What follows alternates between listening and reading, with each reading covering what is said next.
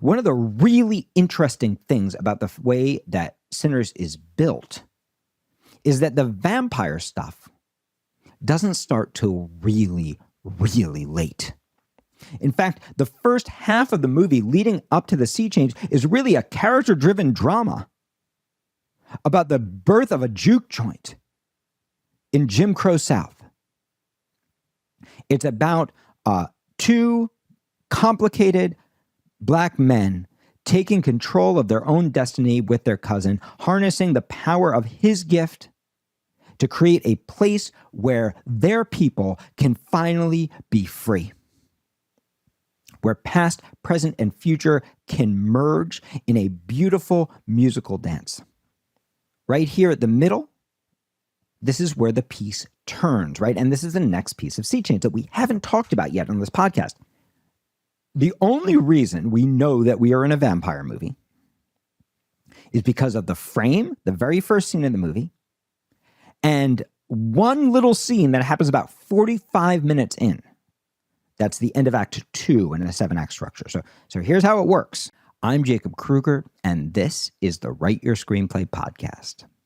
On this podcast, rather than criticizing movies and TV shows 2 thumbs up or 2 thumbs down, we talk about what we can learn from them as screenwriters. And along the way, we're going to learn the tools we need to not only become better writers, but also to live better lives as artists. In today's episode, we are going to be looking at Sinners by Ryan Coogler. We're going to be talking really specifically about the structure of Sinners in relation to one of the most important elements in 7-act structure, the sea change. Even if you've just listened to my podcast, you have heard me talk about the sea change as often a moment of total false victory or total false defeat along the way of your character's journey. But when we look at sea change in Sinners, we're going to be talking about it in relation to tone, the genre, and even the theme of the film. So stay tuned. It's going to be a great ride. Now, if you've watched Sinners, you probably noticed something interesting about the structure of the film. Number one, it doesn't focus on just one main character. In fact, you can make the argument that there are 3. At the center of the story and framing it both at the beginning in the introductory sequence and at the end as an old man is the character of Sammy. Sammy is the son of a preacher, and he's trying to straddle 2 worlds. One is the world of music, where his gift lies. Sammy has the gift of creating the kind of music, as we're told in the voiceover at the beginning and at the sea change of this movie, creating the kind of music that bridges the past, present, and future, that connects to our ancestors, that connect to everything to come and everything in our past, right? That is his gift. When we first meet him in the frame, a frame just means a scene that actually comes from the future of the movie, right, that we're going to catch up with. When we first meet him in the frame, he has a giant scratch across his face. He's carrying the remnants of a guitar, and he walks into his father's church, and his father begs him, Sammy, let go of that guitar. And he's literally just holding on to the shattered neck of it. And in a way, you can describe Sammy's journey as holding on to that guitar in the face of all the threats and all the obstacles. And in this way, you could probably see Sammy as a stand-in for Ryan Coogler, the artist, right?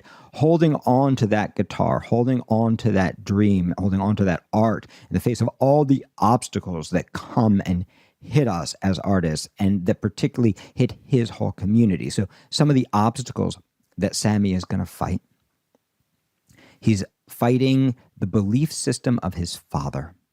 And when we meet him at the beginning, he's trying to straddle these 2 worlds. He's trying to be the good church-going son. In fact, they call him Preacher Boy. And he's also trying to live in the world of music, which, as his father sees it, these 2 things are incompatible. Christianity, as Ryan Coogler's seeing it in this film and as the characters describe it, is an idea that's been layered on top of the traditional beliefs of the people brought over from Africa, the roots. For all its beauty, and Sammy's father is certainly portrayed with empathy and love, for all its beauty, it is cutting the Black community off from this old way of being, from these cultural roots, by labeling those roots sin, right? So there's obstacle number one, Daddy and what Daddy represents, religion. Obstacle number two is his cousins who are introducing him into this world. They are inspiring men, but they are also potentially bad men, violent men, criminals, right? So there's the obstacle of not everything Dad says is wrong, because while these people may be well-intentioned, they are literally shooting people in the street. And though their intentions may be pure, there's certainly some history, and it sounds like potentially they ripped off both the Irish and the Italians in Chicago and now have fled back to the Delta, right, to escape the consequences of their actions, right? So they're complicated and they are feared, even though their intentions are good. In fact, as the piece develops, one of his cousins is actually going to become another obstacle by going, no, Sammy, you're a blues musician tonight, but that's not a sustainable career. You're going to have to get a real job. You're not going to be a blues musician tomorrow. In fact, if you try, I'll kill you myself.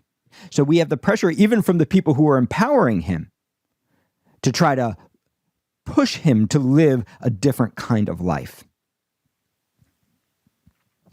Beyond that, we obviously have the challenges of what the life of a musician is, and we get to see that through the character of Delta Slim, whose pain has led him to a life of poverty and alcoholism. So there's that obstacle. And then, of course, there is the obstacle of the frickin' vampires, which has been widely discussed as a symbol of cultural appropriation. These vampirical creatures who want to come in and take the music from him. And ultimately, small spoiler here, he is going to defeat the vampires with the guitar. He is going to reclaim his cultural legacy. And in that way, he is going to save himself.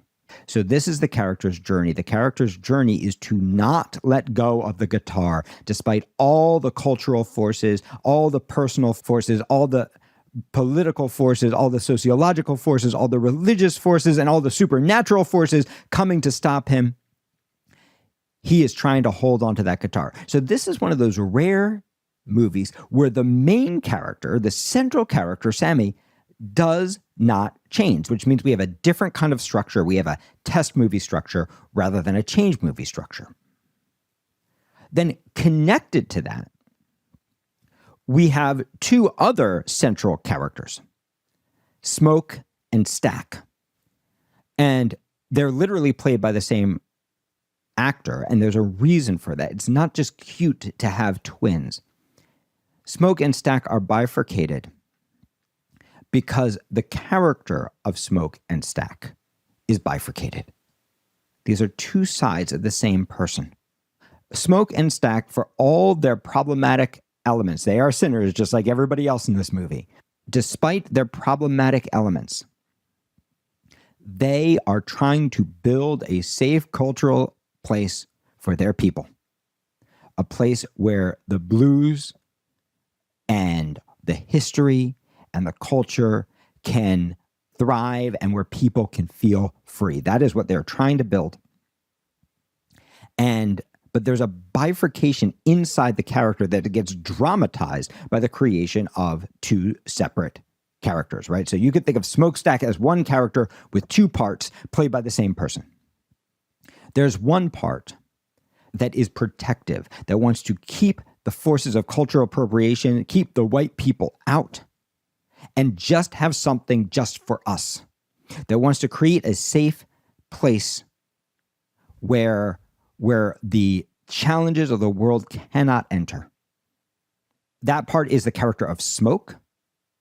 And Smoke, of course, his primary relationship is with Annie, who is the hoodoo spiritual mother of this piece, who is the character in this piece who is most connected to her roots and the old magic and the old ways. And Smoke is trying, his primary desire is to create a place where the old ways, the old roots can thrive. Of course, there's an obstacle to that as well, which is that her hoodoo did not save their child.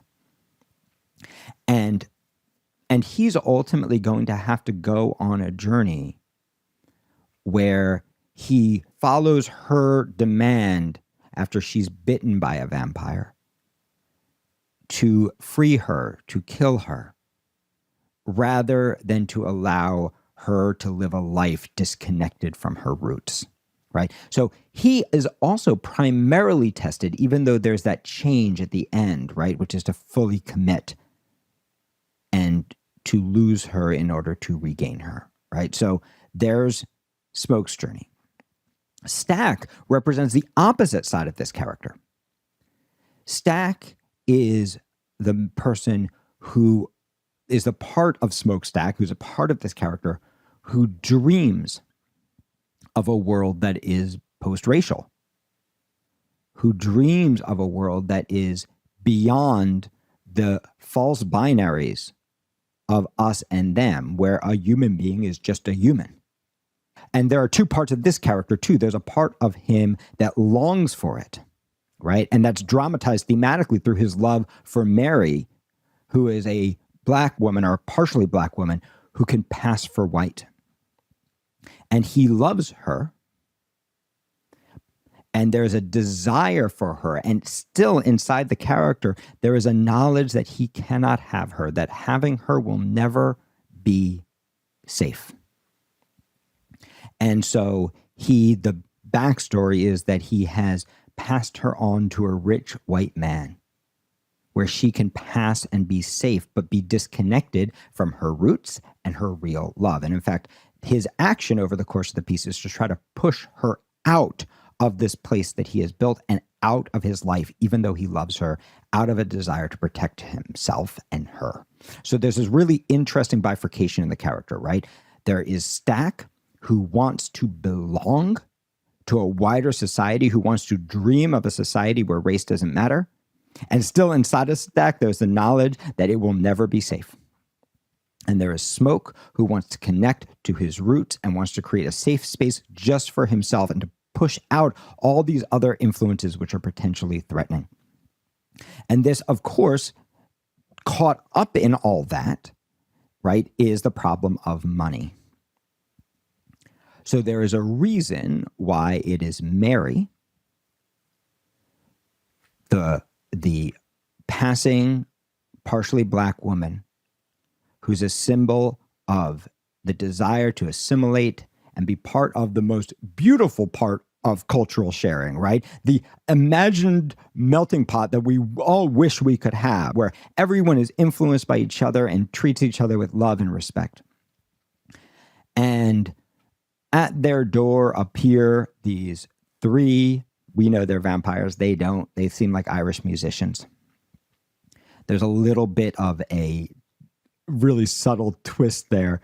The first song they play, it sounds like a really beautiful Irish song, but it's actually appropriated blues song that has been translated into the Irish style. So there's a little hint that maybe you can't trust these people, other than the fact that they're vampires, right? There's a little hint already of the cultural appropriation, but there's something so appealing about them. They seem, and they say that what they want is fellowship. What they want is partnership. What they want is to transcend all these racial lines that divide us. And that seems like a really beautiful story. And in fact, the Irish, like the black population, also went through their own exploitation and suffering. And in fact, the main vampire character, Reddick, he's also trying to reconnect to his roots. In fact, that's why he wants Sammy. He wants Sammy because he's cut off from his background and his heritage. So there's a reason why Stack is attracted to the possibility of that world. And Mary ends up bridging it, saying, hey, look, you need money. And they've got money. And they're talking fellowship. Right? And maybe I can be the bridge. Right? Maybe we could check them out and see if they're as concerning as they seem, or if it's our prejudice that's getting in the way. So Mary becomes that bridge that plucks on Stack's desire to belong, to connect, to transcend. And like, if you know the history of what happened to Black musicians, this is the story, right? They didn't have the money. Here were these white producers who seemed like they were offering money, but what they were really offering often during this period was exploitation, where they would take the music that was being created by Black artists, that music was given to white artists who made all the money, and these incredible Black musicians were barely paid for their work, right? So literally a vampirism that's being dramatized here. And Mary pretty quickly realizes that these guys are scary, right? That they're maybe not well-intentioned, but it's too late. And she gets bitten by this false dream, Reddick's promise that we can all just be human. And of course, that's expressed by Mary when she first arrives at the juke joint and somebody asks her, what are you? And she says, I'm a human being. So she gets seduced and poisoned by the vampirism. And oddly, it's that poisoning that actually allows her and allows Stack to cross the line that he's set in the sand. So earlier, we know that Stack has rejected her based on her whiteness and his desire to protect her and his desire that she will never be safe with him. On the other side, he's given a version of that dream where he and Mary can be together. But it's not the beautiful dream that he imagined. Instead, he too is converted. He too is exploited. He too becomes a pawn in all of this. So it's really complicated what's happening here.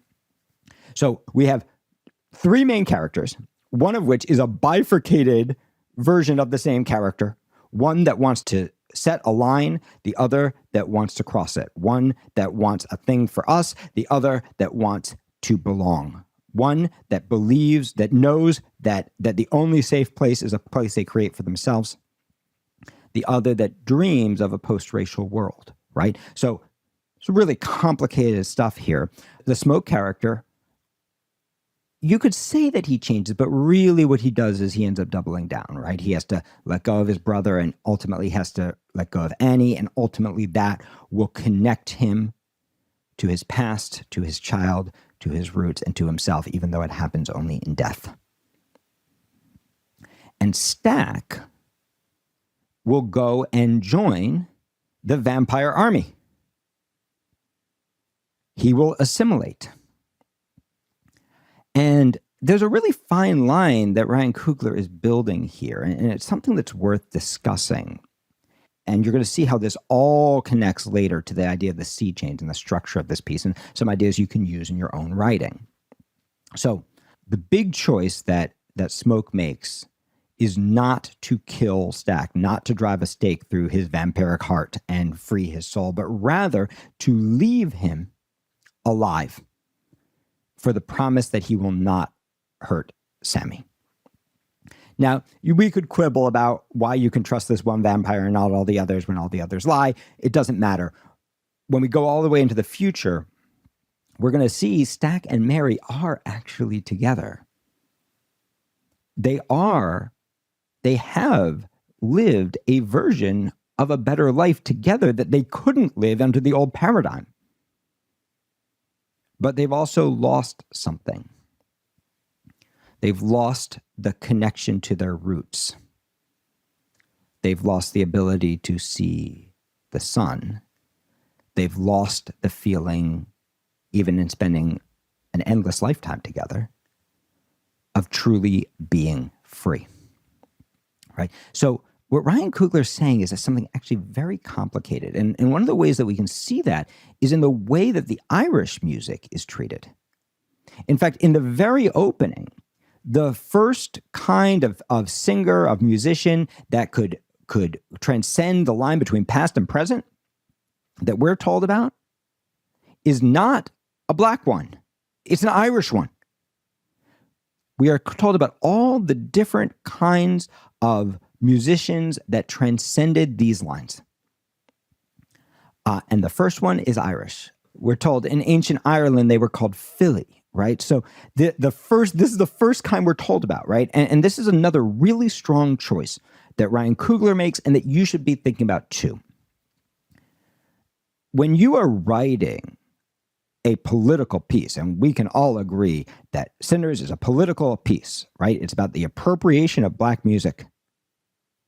It is an allegory and a fairy tale about the appropriation in black music and this split inside the community between the religion that was imposed upon them, but that also is beautiful and so important in that world, and the ancient roots, and trying to bridge the gap between the two of them, between the desire to create a safe place and say everybody else out, and the desire to assimilate, to connect, to transcend that line, between the two different parts of Smoke and Stack, and also the two different parts of Sammy. And there's an urge sometimes when we do something political is to get binary, right? To go, hey, white people bad, black people good. There's an urge sometimes, especially in the face of oppression and trauma and horror, to get really binary with things.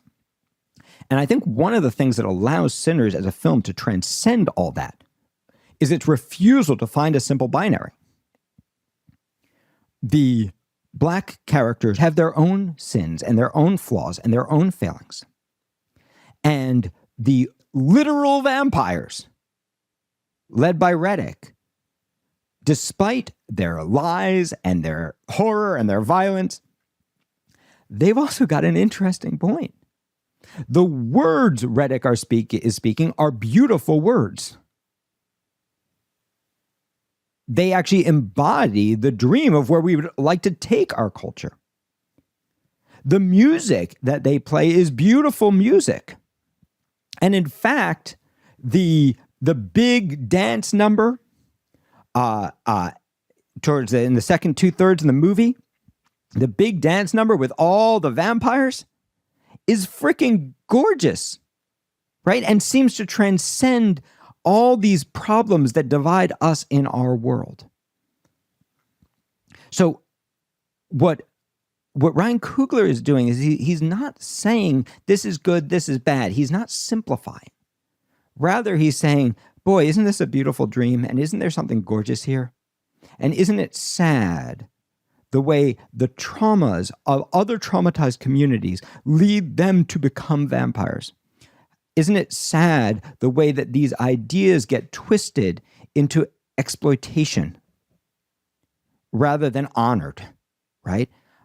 He is creating the vision and also showing us why it is so hard to get, because it is so hard to trust in a world where everyone is fighting for their own best interests, in which so many people are being dehumanized, right? So it's a really complicated film. It's built around a structure of characters who primarily don't change. Smoke primarily does not change. What he does is he takes one step further in his direction of connecting to his roots. And Stack does change, right? He steps out of the partnership with his brother and into a new attempt to belonging that costs him a huge part of himself, right? He steps away from his roots in order to be part of a larger cultural context. And in doing so, he gets everlasting life with the woman he loves.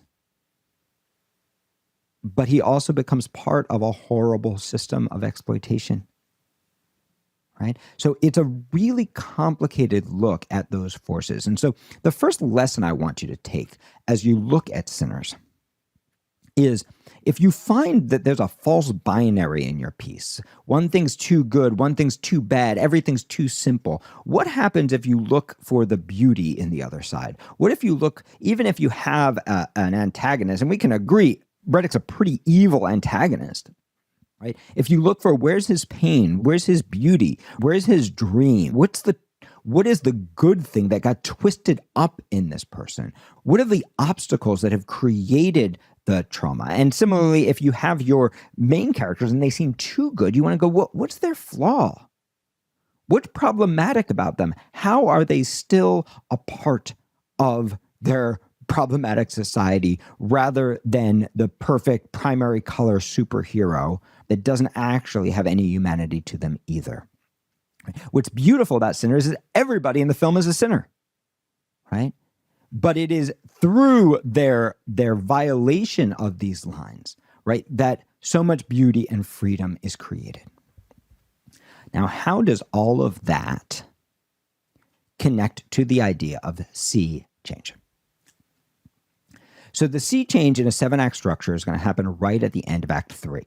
If you have not been trained in 7-act structure yet, if you haven't taken Write Your Screenplay, if you haven't taken the masterclass, if this is all new to you, and you're used to the old Sid Field stuff, you can think about the sea change as happening right around what Sid Field would have called the midpoint in a 3-act structure. Now, I don't use the term midpoint, and there's a very specific reason for it. The character has no idea it's the middle. And so as soon as you're thinking midpoint, you're no longer thinking through the eyes of your character. You're now thinking through the eyes of the audience. The audience knows it's the middle. The character does not. If you ask Sammy at the middle, is it the middle? He would tell you, no, this is how I'm going to live for the rest of my life. He would tell you, this is the beginning. The audience knows beginning, middle, and end. The character doesn't. And so as soon as you start to think in terms of midpoint, right, you are abstracting yourself away from seeing the movie through your character's eyes. And that's going to make it much harder to write believable characters, and it's going to make it much harder to create a believable structure.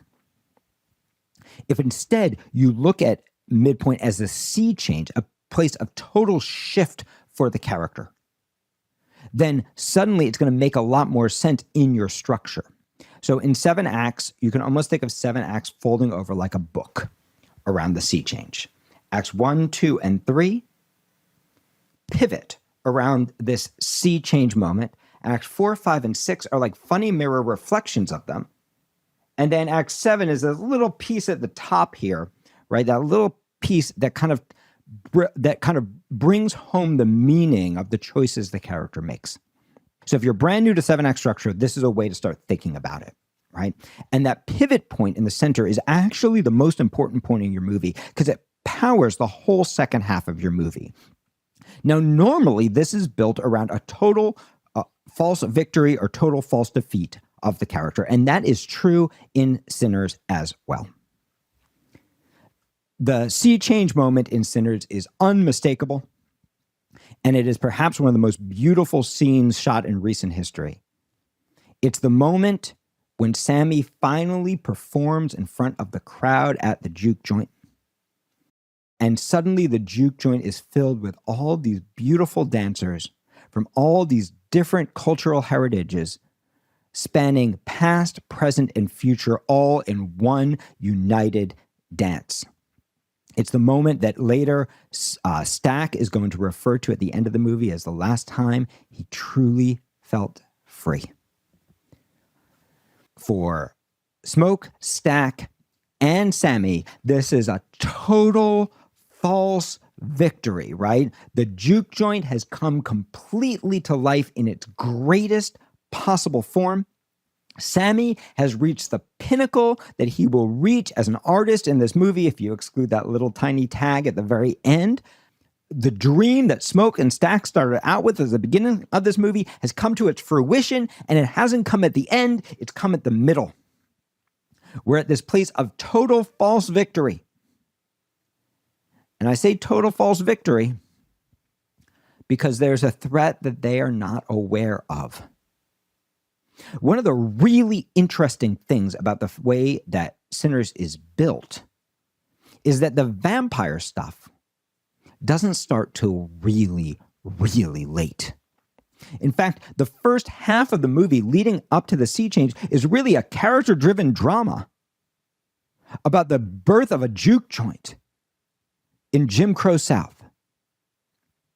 It's about two complicated black men taking control of their own destiny with their cousin, harnessing the power of his gift to create a place where their people can finally be free, where past, present, and future can merge in a beautiful musical dance. Right here at the middle, this is where the piece turns, right? And this is the next piece of sea change that we haven't talked about yet on this podcast. The only reason we know that we are in a vampire movie is because of the frame, the very first scene in the movie, and one little scene that happens about 45 minutes in. That's the end of Act 2 in a 7-act structure. So here's how it works. We get this scene at the very beginning where we see Sammy with the giant claw mark across his face, gripping the what's left of his guitar, stumbling into his father's church where his father says, "Let go of that guitar, Sammy." This is the frame, and it exists in the movie to go, I promise you, this is going to be a supernatural movie. We're not just watching the story of a juke joint. That this movie is going to be worth the hundreds of millions of dollars it's going to cost. This is a promise to the audience that you're going to get all those genre elements that you expected. But guess what? We're not going to see those genre elements for another 45 minutes after this. Rather, we're going to flash back, we're going to catch up with Sammy, and we're going to watch real people deal with real problems. Now, is there a little bit of primary color, big budget, popcorn action movie stuff going on? Absolutely. But there's a reason for it, because this piece is a fairy tale, right? Is it totally naturalistic to believe that they bought the thing, signed the papers, and immediately that very night turned it into a juke joint? No, this is a fairy tale. Are things happening in slightly larger than life ways? Lots of guns being drawn, lots of people getting shot, lots of crazy shit happening real fast. Yes, it's a fairy tale.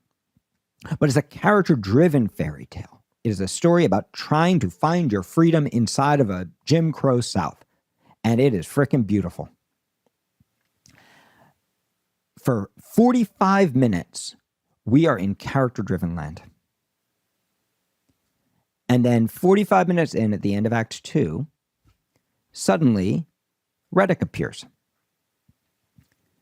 He's smoking from the sun, so we probably have a sense maybe the guy's a vampire.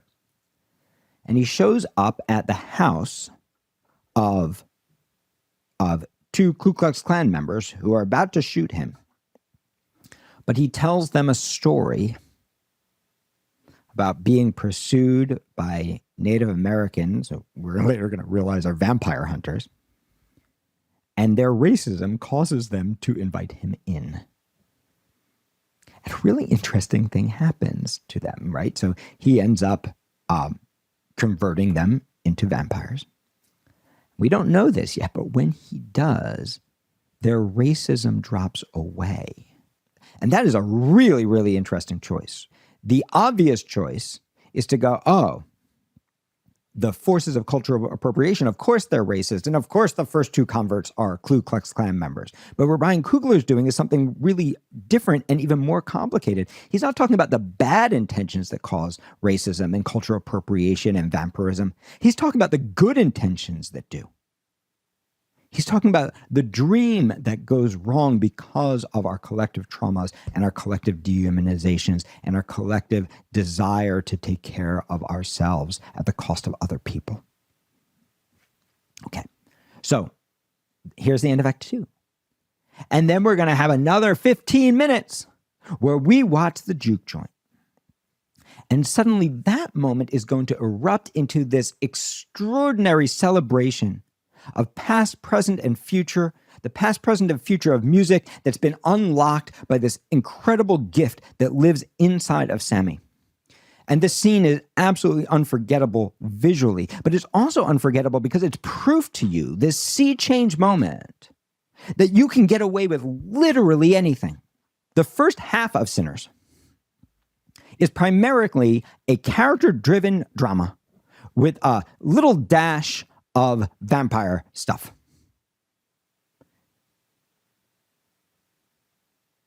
It's a historical drama about making a juke joint. And it is compelling as hell. And on the other half, we are in a musical. We are in a full-blown crazy vampire movie.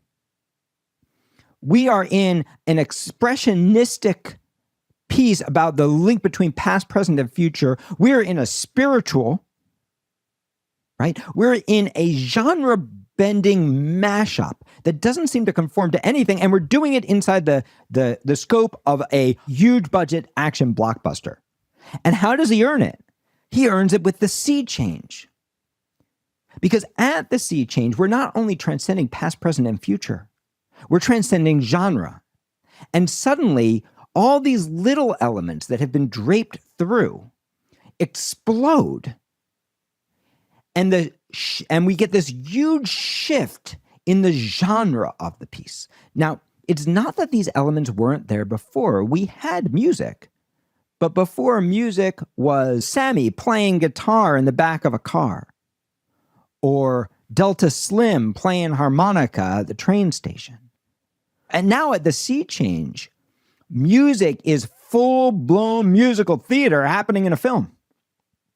And in the second half of the movie, we're going to carry that even further because the vampires are going to do their own musical numbers. And that shift happens at the sea change. The sea change also shifts the tone of the movie. The first half of the movie, we've been in a grounded, mostly naturalistic world with some fantastical elements. But even those fantastical elements, right, the vampire stuff is naturalistic for vampire stuff. In the second half of the movie, we're going to shift out of naturalism, tonally, and we are going to be in the world of frickin' magic. And what prepares us for that? The sea change, where suddenly things get really magical. So this is what I want you to understand. You can't just put in a sea change where you shift everything without preparing us for it. You need to layer in those elements. But the purpose of the sea change is to take the movie that we thought we were in, and suddenly we realize, no, we're in something much bigger. In the Matrix, that can be, hey, this guy looks like the one. No, he's not the one. In The Wrestler, this can look like you lost your wrestling career, but you got love and a relationship with your daughter and a job you love. And then in the second half, you're going to lose the job you love, the relationship with your daughter, the woman you love, and return to the ring, right? The sea change is this pivot point in your film. And the reason I call it a sea change is you can imagine over the first 3 acts of your movie, you are rolling in the tide as far as you can in relation to an idea. In Sinners, we are going to roll in the tide as far as we can in relation to this grounded naturalism, this historical, epic story about building a juke joint. And in the second half, we're going to roll the tide back over those same elements. But this time, we're going to watch what happens once the doors of past, present, and future have opened and the vampires have entered. Because right after that transcendent moment of total false victory, bang, knocking at the door are the forces of cultural appropriation. Bang, knocking at the door of the vampires. And so the second half of this movie is going to be a vampire musical. The really cool thing is you can get away with anything because the sea change isn't something you impose, and the second half of your movie isn't something you impose. Rather, it is something that you derive out of the elements that are happening in your first 3 acts. So I'm going to encourage you to go watch Sinners again, even if you've seen it before.